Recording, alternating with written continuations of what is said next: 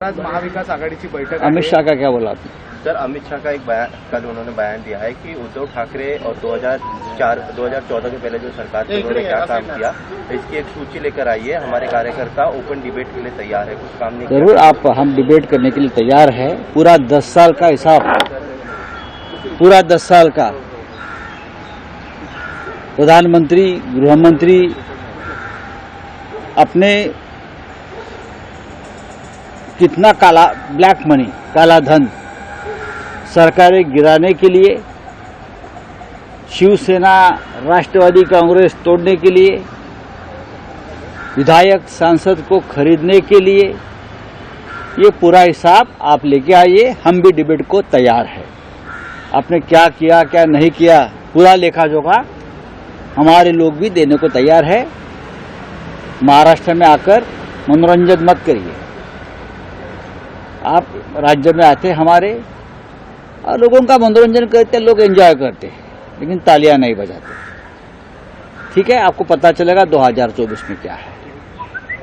आपको अभी से पसीना छूट गया है, भागम भाग चल रही है आपकी, छोड़ दो। सर, वंचित बहुजन आघाड़ी ने रिटर्न लेटर मांगा है कि अगर एनडीए के साथ नहीं जाएंगे एमबीए, आज बातचीत करेंगे हम।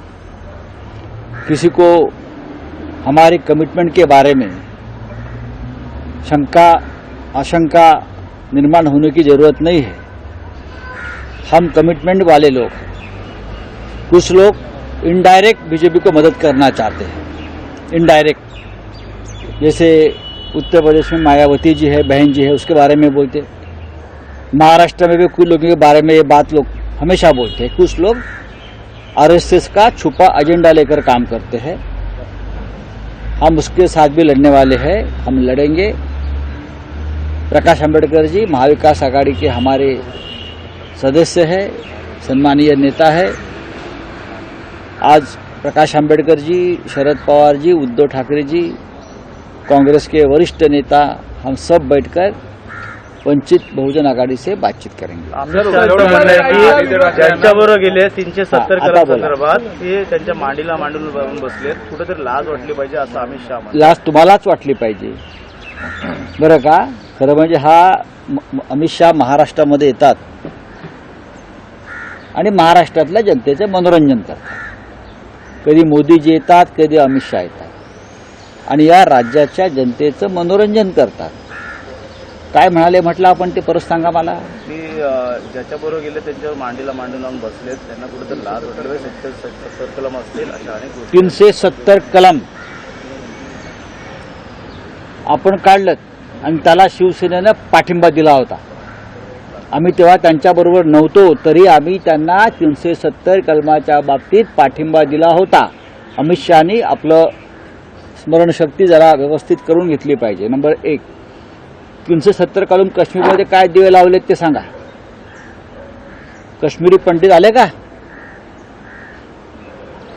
हजारो काश्मीरी पंडित आजही आपल्या राज्यात 370 कलम हटवल्यावर सुद्धा निर्वासिताचं जीवन जगतायत।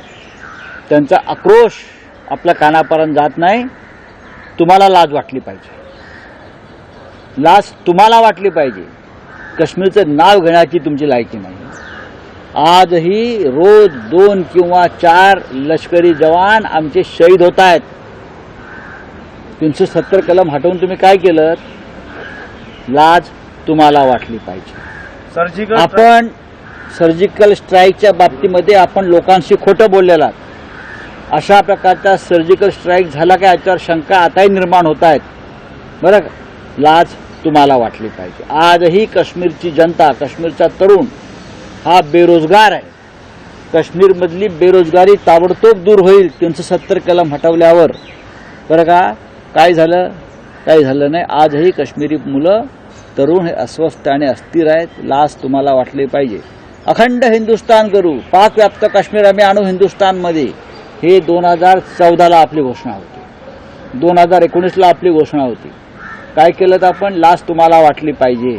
पुलवामा 2019 साली ज्या प्रकारे पुलवामा घडलं किंवा घडवलं गेलं निवडणुका जिंकण्यासाठी, आणि जे काही शहीदांचा बाजार मांडलात मत मागण्यासाठी, लाज तुम्हाला वाटली पाहिजे. पुढे बोला. संभाजीनगरमध्ये भाजप निवडणुकीसाठी शरद पवारांना सहन केलंय महाराष्ट्राने असं कोण म्हणते असं? अमित शहा. हा महाराष्ट्राचा अपमान सहन करतो.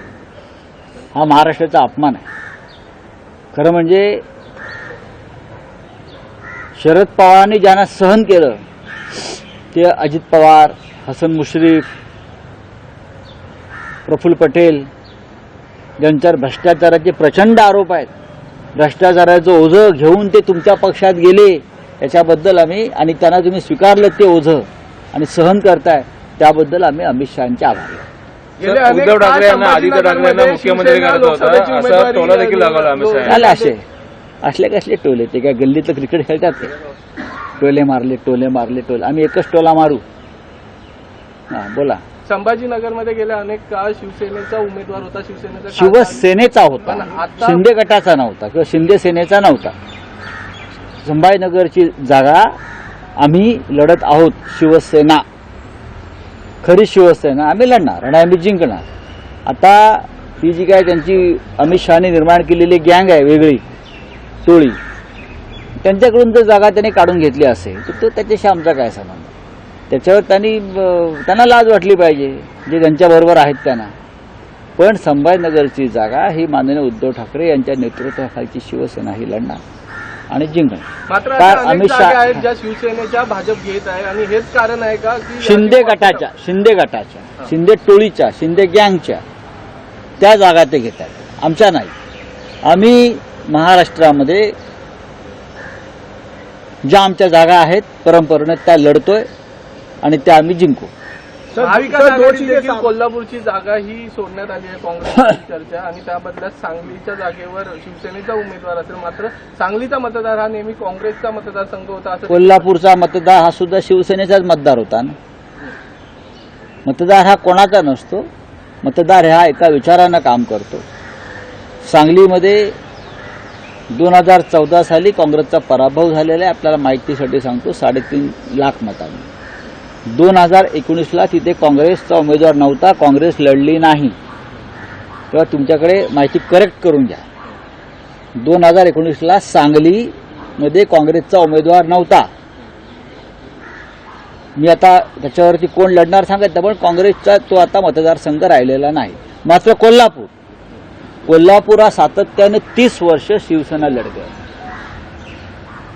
30 वर्ष तिथे शिवसेना सातत्यानं तो मतदारसंघ लढते आहे. कधी जिंकतोय, कधी हारतोय. आता सध्या ही विद्यमान सिटिंग जागा आमची आहे. प्रख्यात अभिनेते रमेश देव हे सुद्धा शिवसेनेकडून कोल्हापूरला लढले आहेत. रमेश देव आमचे उमेदवार होते.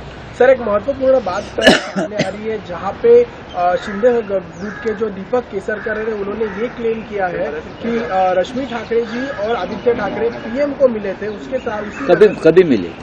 पीएमओ ऑफिस को बोलो, खुलासा करो. ये जो है एक केसरकर टाइप लोग या और कोई लोग, उनको कुछ काम धंधा नहीं है, वो बौखला गए हैं. वो उनके गुलाम बन गए हैं बीजेपी और मोदी जी के और आरएसएस के. इस प्रकार की बातें प्रसारित करते हैं. अगर वो प्राइम मिनिस्टर को मिले तो पीएमओ के तरफ से एक खुलासा ले लो, हाँ इस तारीख को मिले है करके.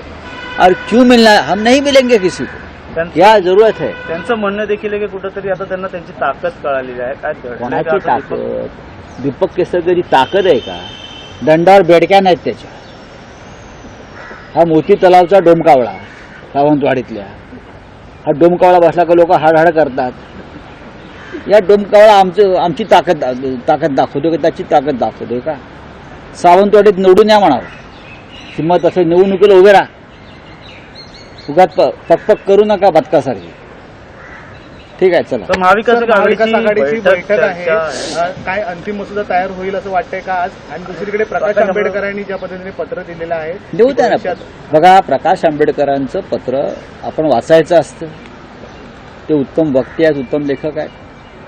बाबासाहेब आंबेडकर हे उत्तम लेखक होते, उत्तम पत्रकार होते, उत्तम पत्रलेखक होते. आता त्यांचा वारसा जर प्रकाश आंबेडकरजी चालवत असतील लिखाणामध्ये तर आपण त्यांचं स्वागत केलं पाहिजे. आंबेडकर छान लिहितात, पत्र वगैरे उत्तम लिहितात. उत्तम विचार मांडतात, मात्र वाचायची असतात. मात्र त्यांची जी भूमिका आहे महाविकास आघाडीची ती थोडी संशयास्पद वाटत नाही का? कारण का तुम्ही हे बोलताय की संशयास्पद वाटत नाही का, त्याच्यावर ते खुलासा करतो. आम्हाला संशयास्पद वाटत नाही, आम्ही त्यांच्यावरती प्रामाणिकपणे विश्वास ठेवतोय. आमचा मायावतींवरती विश्वास नाही. मायावती भारतीय जनता पक्षाला उत्तर प्रदेशात अप्रत्यक्षपणे मदत करतात. ते मायावती आरएसएसचा अजेंडा चालवत आहेत. मायावतींवरती भ्रष्टाचाराचे आरोप आहेत. मायावती दबल्या गेलेल्या आहेत. पण प्रकाश आंबेडकरांचे तसं नाही. प्रकाश आंबेडकर ह्या महाराष्ट्राच्या मातीतला डॉक्टर आंबेडकरांचा वारसदार आहे आणि ते ठामपणे मोदींची हुकुमशाही गाडण्यासाठी आमच्याबरोबर उभे राहतील. भारतीय जनता पक्षाला प्रत्यक्ष मदत होईल असं कोणतंही काम त्यांच्याकडनं होणार नाही, आम्हाला पूर्ण खात्री आहे. जागेसमोर चर्चा मावळ. लोकशाही मराठी ऐका, पहा, जागरूक रहा.